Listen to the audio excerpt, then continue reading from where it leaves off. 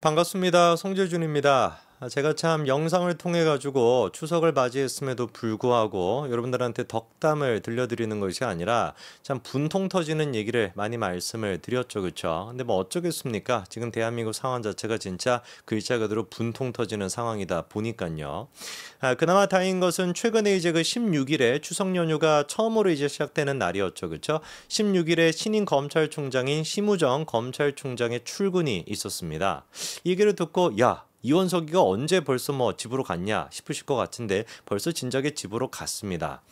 우리가 이제 그 이원석을 보면서 이번에 이원석 검찰총장 같은 경우는 퇴임을 하면서 그런 얘기를 했다라고 하죠. 그렇죠? 법치주의가 바로 서야 된다 뭐 이런 얘기를 하면서 굉장히 좀 억울했나 봐요. 보수 진영에서부터 욕을 먹는 거 이거 자체가 굉장히 억울했나 봅니다. 그러다 보니까 뭐 보수 진영에 대해서 했던 얘기가 검찰이 세상사 모든 일을 해결해 줄 맞는 기라고 여기는 사람들 뭐 이런 얘기도 있었고 이해관계에 유리하며 환호의 갈채를 보내는 사람들 뭐 이런 얘기도 있고 한쪽에서는 검찰 독재라고 저주하고 한쪽에서는 아무 일도 해낸 것이 없다라고 비난을 한다. 한쪽에서는 과잉 수사라고 욕을 퍼붓고 한쪽에서는 부실 수사라 손가락질한다. 뭐 이런 얘기도 이원석 검찰총장이 했다라는 거 아닙니까? 참 이거를 듣고 저는 기가 막혔습니다. 개딸들과 민주당의 저 떨거지들이 검찰총장에 대해서 비난했던 거, 그 비난을 법치주의를 우선시하는 대한민국의 보수우파 국민들이 이원석을 지적하고 비판한 거를 동일시에 놓고서 얘기한다라는 게 저는 좀 이해가 잘 안 되더라고요. 우리가 이원석 검찰총장을 보면서 왜 부실 수사라고 얘기를 했습니까? 아직까지도 이재명에 대해서 기소가 안 된 게 있으니까. 그렇지 않습니까? 아니, 법인카드를 사적으로 유용했다. 공무원들을 갖다 사적으로 유용했다. 그 문제 같은 경우는 아직까지도 기소를 못했습니다. 그것뿐만이었습니까? 문재인 일가에 대한 수사 뭐가 도대체 기소가 된 게 있습니까? 문다혜부터 시작해가지고 뭐 사위라고 했던 사람이 타이스타제 어쩌고저쩌고 했던 거 그거는 개인적인 부정부패 혐의였는데 그것조차도 기소를 못했고요. 그거를 기소를 못했다라고 할지라도 더 우리한테 분통 터지는 게 뭡니까? 사실상 문재인이라고 하는 인간이 대한민국을 뿌리부터 근본부터 시작해가지고 뒤집어 엎어가지고 북한에 이로운 일을 하려고 했다라고 하는 그 범죄 혐의들에 대해 가지고 단 한 건도 제대로 기소를 못했다라고 하는 것이 그게 우리가 분통 터지는 거 아닙니까? 주변에 있는 사람들만 기소하고 문재인은 하나도 기소를 못했잖아요. 생각을 해보십시오. 도대체 문재인 정부에서 했던 짓거리들이 청와대가 조직적으로 나서가지고 선거에 개입했다라고 하는 혐의 진짜 뭐 몇십 년 전만 했던 사형을 당했을 법한 그 혐의 자체가 문재인 상관없이 이루어질 수가 있겠습니까? 문재인 기소가 됐습니까 그거? 탈원전 문제도 마찬가지 아닙니까? 대한민국의 경제를 근본적으로 흔들어대고 북한에는 탈원전을 하는 것이 아니라 원전을 지어주려고 했다라고 하는 그 혐의 그게 도대체 어떻게 산업부 장관 혼자 살 수가 있겠냐고요. 문재인이가 당연히 연루가 돼 있는 것이지. 대한민국 국민 멀쩡한 국민을 갖다가 탈북자로 뒤집어 씌워가지고 북한에게 아부를 떨고 북한이 피습을 했던 거 그것 자체를 정당화시켜 주려고 했다라는 거 심지어 군사 기밀까지도 조작을 시켰다라고 하는 그 혐의가 대통령의 어떻게 동의 없이 허가 없이 이루어질 수가 있겠습니까? 민주주의의 근간을 흔들고 대한민국의 근간을 흔들고 국민들을 흔들었던 이 수많은 범죄 혐의에 대해서 단 한 건도 문재인을 기소하지 못했다라고 하는 거 이것이야말로 이원석이 오히려 거꾸로 정치적이었다라고 비판받아 마땅한 것인데 퇴임을 하면서까지도 자기가 비난을 받았다라는 식으로 얘기하면서 개딸들이 비난한 거를 보수우파들이 비판한 거를 똑같이 얘기하고 있으니까 얼마나 기가 찹니까?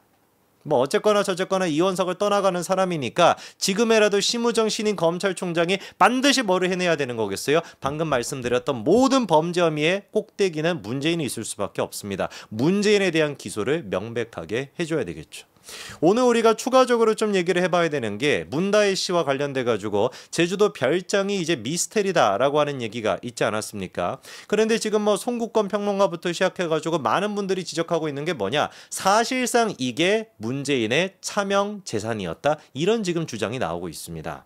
일단 그 제주도에 있는 별장 같은 경우는 대지로 봤었을 때는 평수가 110평 정도가 되고요. 건물 같은 경우는 실평수가 30평 정도가 된다라고 하죠. 근데 이게 문제가 뭐냐면 3억 8천만 원 정도의 송기인 신부로부터 문다혜 씨가 구입했다라는 것인데 이게 지금 시세로 봤었을 때 평당 한 1,000만 원이 넘고 위치에 따라서는 1,500만 원 가까이도 되다 보니까 3배 가까이나 더 싸게 산 거 아니냐, 3분의 1 정도의 가격으로 산 거 아니냐, 이런 지금 의심이 나왔었거든요. 그래서 제일 처음에 나왔던 얘기는 다운 계약서를 작성했던 거 아니야, 이런 지금 얘기도 있었습니다. 따로 이제 뭐 현금이나 이런 것들을 갖다가 문다혜 측으로 주고 계약서 자체는 그런 식으로 다운 계약서로 작성을 하는 거, 이거를 지금 우리가 의심을 안 할 수가 없는 것이 문다혜를 지금 둘러싸고 있는 모든 문제들이 다 그런 식으로 돈 세탁이 의심되는 것들 아닙니까?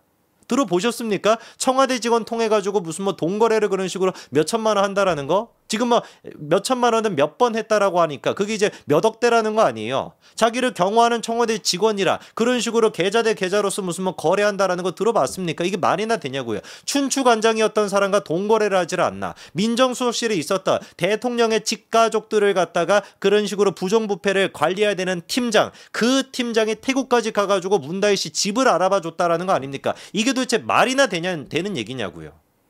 모든 것들을 잘 생각해 봤었을 때 이 문다혜 제주도 별장 같은 경우도 그냥 정상적으로 송기인으로부터 얻었다? 정상적으로 송기인으로부터 매매했다? 저는 절대로 그렇게 볼 수가 없습니다. 얘기가 지금 나오는 것처럼 애당초 문재인 것이었는데 송기인이 맡아서 하고 있었던 차명 재산이었다라고 하는 것이 굉장히 저는 설득력이 있다라고 봅니다. 송기인 신부가 이 지금 토지 자체를 1988년도 6월 20일에 매매를 했었습니다. 그리고 93년도 5월 달에 집을 지었었거든요. 그리고 난 다음에 이 문다혜 씨가 송기인으로부터 샀던 시점이 2022년도 7월 달입니다. 근데 2022년도 7월 달이 언제냐? 송기인 신부의 나이가 84세였을 때요. 지금도 이제 살아계시지 않습니까? 사실상 그러다 보니까 이제 뭔가 좀 세상 일을 정리를 하면서 송기인이가 지금까지 맡아오고 있었던 그 집을 정정당당은 아닌 거 뭐라고 표현해야 됩니까? 그거를 이제 원래 주인이었던 문재인한테, 그리고 문재인한테 바로 줄 수는 없으니까 문다혜한테 거저 주듯이 준 거 아니냐, 처음에 사실상 문재인으로부터 받았던 금액대로 돌려준 거 아니냐, 이런 지금 우리가 의심을 안 할래야 안 할 수가 없는 것이죠. 애당초에 별장 같은 경우는 어떻습니까? 문재인이가 제주도에 뭐 휴가 갔었을 때 이 별장에서 머물렀다라는 거 아니에요? 그리고 근본적으로 송기인이 신부인데 어떻게 개인적으로 이거를 갖다가 문다혜랑 이 주택 자체를 갖다 거래할 수 있는지, 이것도 저는 납득이 잘 안 됩니다. 특히 더더욱 송기인 신부 본인 스스로가 과거에 밝혔던 내용과도 맞지 않고, 그리고 또 이 사람이 진실화해를 위한 무슨 뭐 위원회인가 거기 위원장까지도 맡았잖아요. 이게 장관급이었습니다. 그러다 보니까 재산 공개도 했었어야 되는데 그때 재산 공개를 했던 내용과도 맞지가 않는다라는 거예요. 동아일보를 통해 가지고 그때 2009년도에 송기인 신부가 인터뷰를 했었습니다. 근데 그 인터뷰를 하면서 뭐라고 밝혔었냐? 가톨릭 정관에 신부는 부동산을 못 가지지. 내 재산 중에 토지가 많은데 다 교구 것이야. 과거사 위원장 할 때 관계기관에서 세밀하게 조사를 했어. 내가 가지고 있는 재산은 자동차가 유일해. 본인이 이렇게 얘기를 했었거든요. 그럼 아까 말씀을 드린 것처럼 이 지금 주택이 93년도에 지어졌습니다. 그럼 2009년도에 인터뷰를 할 때 같은 경우도 자기가 갖고 있는 재산은 자동차밖에 없대요. 그럼 무슨 수로 도대체 제주도의 별장을 갖다가 송기인해서 문다혜한테 거기 양도가 될 수 있는 거죠? 모든 게 다 교구 것이라고 한다면 천주교 교구에서 자기들이 쓰고 있는 거를 문다혜한테 개인적으로 팔았다라는 뜻입니까? 그건 더더욱 말이 안 되잖아요. 그렇잖아요. 그러면서 또 얘기했던 게 재산이 많았다. 실제로 이제 그 과거사 위원장 하면서 재산 신고를 했었는데 금액이 7억 7천만 원 정도가 됐는데 이거는 어떻게 된 거냐라고 했더니 자기가 가지고 있는 통장이 38개라는 겁니다. 자기도 모른다라는 거예요. 통장이 어떻게 돼 있는지. 시민단체들이 자기 이름을 빌려가지고 만든 통장이었고 그중 2억 원이면 어떻게 됐는데 검찰에서 부른 적도 없다 보니까 문제될 게 없나 보지 뭐 이렇게 얘기하는데, 아니 이거 전부 다 이거 신용 그거 다 위반되는 거 아닙니까? 금융 실거래제 이런 거에 전부 다 위반되는 거 아닌가요? 이름을 빌려줘가지고 이게 그 차명 계좌인 거 아니겠습니까? 사실상. 근데 이게 어떻게 문제가 안 되는지도 이해가 안 돼요. 실제로 이제 그 과거사 위원장을 했었을 때 공개가 됐었던 송기인 신부의 재산 내역을 보니까 땅만 봤었을 때 경남 밀양시 용정리에 땅이 있었고요. 그 다음에 또 양산시에도 땅이 있었습니다. 밭 같은 게 있었고요. 그 다음에 제주도 북제주군 한림읍에도 마찬가지로 땅이 있었는데 밀양시 용정리 땅 이거 같은 경우는 순교자 관리 토지라고 비고에 적혀 있으니까 교구께 맞는 것 같아요. 양산시에 있는 이제 저기 저기 뭡니까 밭 같은 경우도 천주교 부산교구 수련원이라고 적혀 있으니까 마찬가지로 교구께 맞는 것 같습니다. 문제가 되는 거는 제주 북제주가 한리붐에 있는 것인데 이거 같은 경우는 뭔가 천주교 부산교구 이런 식의 표현이 들어가 있지 않고 피정 및 하계 수련의 장소라고만 이제 적혀 있었는데 피정이라고 하는 게 바로 뭡니까? 천주교 다니시는 분들은 아시겠지만 천주교 신도들이 이제 기도원 같은 데로 쓰는 공간이 이제 피정이라고 하는 그 공간인 것인데 아니 생각을 해보십시오. 송기인 신부 같은 경우는 부산교구 소속이잖아요. 부산교구라고 한다면 피정하는 장소로서 부산에다가 만들어놔야 되는 것이지 제주도에다가 만들 이유가 뭐가 있겠습니까? 누가 보든지 간에 휴양지 같이 보이는 곳, 실제로 문재인이까지도 휴가를 가가지고 사용했다라고 하는 그 공간이라고 한다면 그거는 휴양지인 것인데 왜 그거를 갖다가 피정이라고 등록을 해놨을까요? 이것도 좀 납득이 잘 안 됩니다. 그리고 제주 북제구가 한리붐 이 지금 토지가 정확하게 이번에 문다혜 씨가 산 토지가 맞아요. 307제곱미터의 건물이 105.16제곱미터라고 하니까 문다혜가 이번에 산 거랑 거의 정확하게 일치라는 딱 그거거든요. 그러니까 질문이 드는 겁니다. 여러 가지로 봤었을 때 도대체가 교구가 가지고 있는 것인데 어떻게 문다혜가 개인적으로 거래를 할 수가 있으며 그리고 또 송기인 본인 스스로가 밝힌 것처럼 자기가 가지고 있는 토지는 아무것도 없다라고 했는데 어떻게 그거를 문다혜한테 3억 8천만에 줄 수가 있냐.